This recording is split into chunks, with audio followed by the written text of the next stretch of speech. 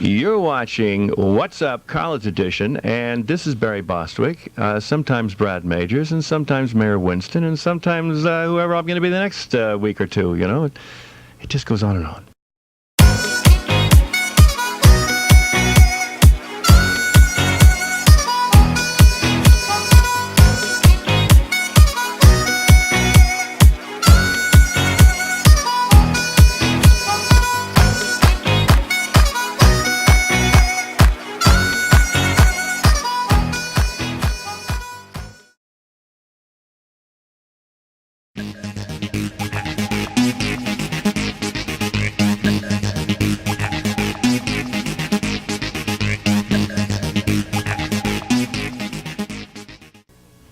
Hey, this is Patrick Madrigal reporting for What's Up College Edition. We're here in downtown Tacoma at the Sheridan in downtown, and we're here with another wonderful celebrity. You may have known him from Spin City as Mayor Randall Winston, but a lot of cult fans out here in Tacoma, cult film fans out here in Tacoma know you as Brad Majors in the Rocky Horror Picture Show. Oh, boy. This is Mr. Barry Bostwick. How you doing? Good. How are you? Well, I'm doing pretty good. Now, let's start by talking about why you're here today and the presentation, Live, Laugh, and Learn. Can you tell us a little bit about it? Well, I'm I'm here today to make a presentation about my history and my experience with prostate cancer.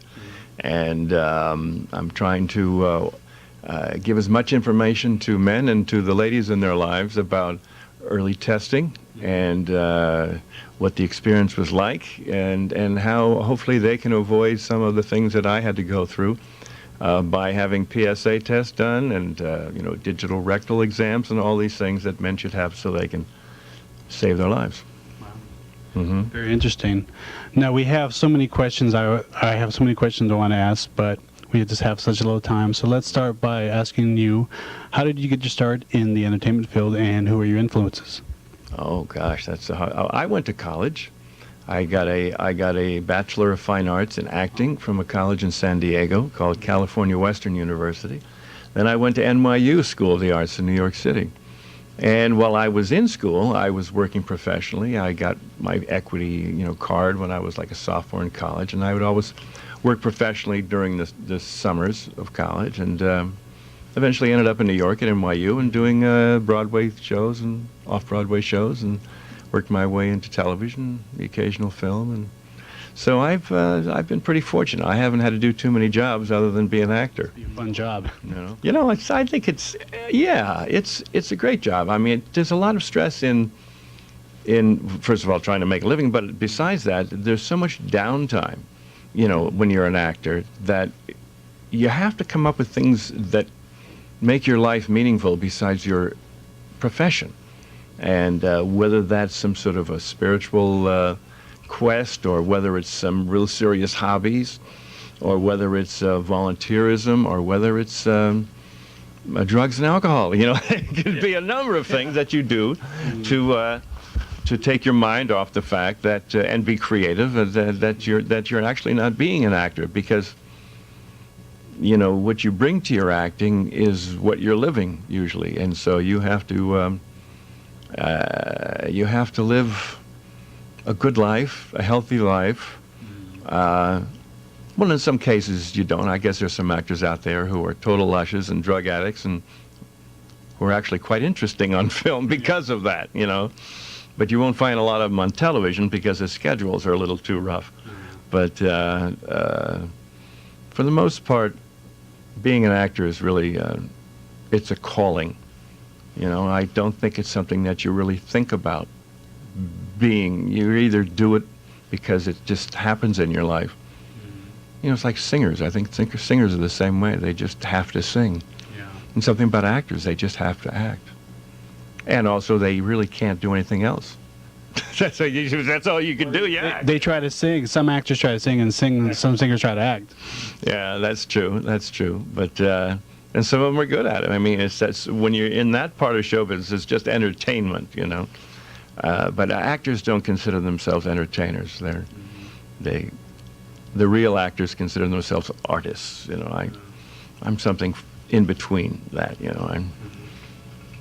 Now, I've seen a lot of your work, and you have a lot of great pieces I've seen. But to all the fans out there, do want to know, how did you get to the role of Brad Majors, and what was it like working on the set of Rocky Horror Picture Show?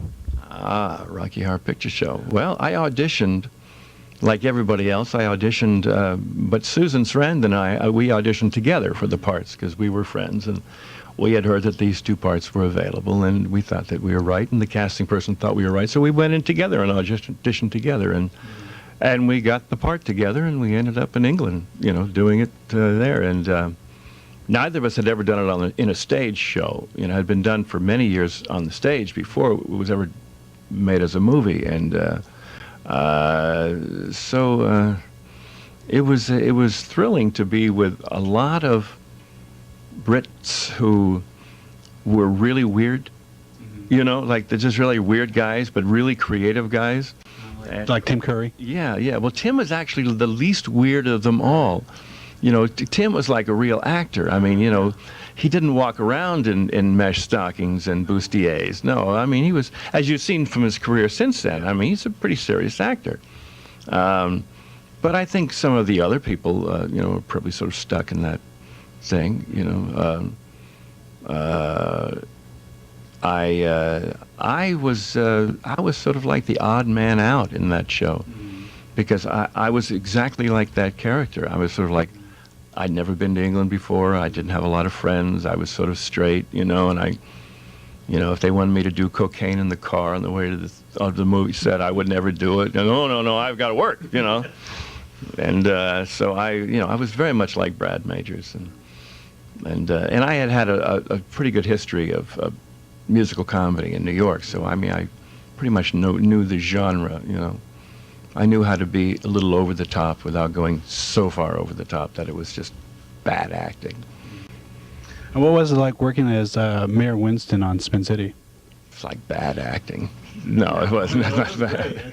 I've seen a lot of episodes. It was sort of similar in that he was sort of slightly obtuse. So originally he was conceived as a much meaner guy, and I just sort of took him in direction of sort of spacey, and I think the concept for the show was that Mike Fox was supposed to be constantly getting this guy out of trouble, but he was getting into like legitimate trouble, not silly trouble, not he was like, really not killing people, but similar. And I always think that you got to like the people on television. Whenever you've tried to build shows around unlikable characters, it hasn't lasted very long. Becker, I think, is one of the few shows that I think that's actually lasted with a guy who's sort of caustic, and so I didn't want to make Mayor Winston that way. I just wanted to make him a sort of Brahmin, a sort of Boston kind of rich guy who had a great vision for his life and his career. All right. Now, what advice would you give to college students who want to get into the entertainment field? Be good, first of all. Don't imagine that you could do anything else for the next 15 years of your life. Don't say, well, I can probably just go be a teacher, or I'll back myself up with being this or that. You just have to be myopic. You just can't think of anything else. You've just got to be a total pain in the ass to everybody around you, saying, I'm going to be this, I'm going to be an actor, I'm going to be a singer, and just do every gig you could find, every play you could find, entertain in front of everybody from prisons to Elks Clubs to local talent shows, wherever. That's what we all did. That's what I did in high school. I sang. I was in folk singing groups. We went to prisons, and we sang at YMCA's, and you learn to be comfortable in front of people, because that's really all it is. You just got to be yourself and comfortable and at ease and not anxious, and basically just bring whatever is up there through you. You got to see yourself as a sort of conduit for some kind of enjoyment and some kind of radiance of laughter, and you also you got to keep your ego out of it. And it's very hard to do because you got to have a very strong ego to be in it. But then ultimately, if you really want to sort of transcend just being a lounge singer, you have to realize that it's not just you who is a source of this, this inspiration.